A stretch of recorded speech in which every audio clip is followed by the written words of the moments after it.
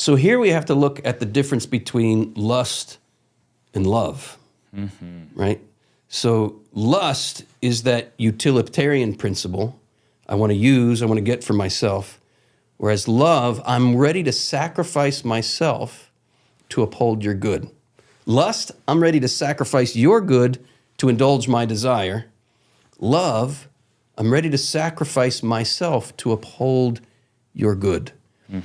And in sacrificing myself, I'm not to squash or reject my sexual desires. Rather, I'm called to integrate them with the dignity of the person, my own dignity and the dignity of the other. We'll unfold that as we go. And I think, too, it's critical that we put into the definition of lust a perversion of the sexual act, too. I think that has to be there, because if a man desires to love his male partner sexually, he may have good intentions and he may seek to be united genuinely, and yet the act is perverted.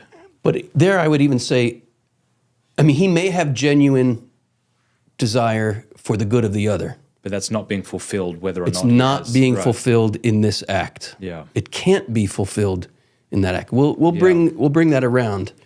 But maybe you could read number 3 for us. And for those viewing, check out the PDF to follow along. Yeah. Number 3. Lust is a consistent tendency to see persons as objects of potential enjoyment. The correct way to see and desire a person is through the medium of his or her value as a person. We should not think of this manner of seeing and desiring as asexual, as blind to the value of the body and sex. It is simply that this value must be correctly integrated with the love of the person, love in the proper and full sense of the word.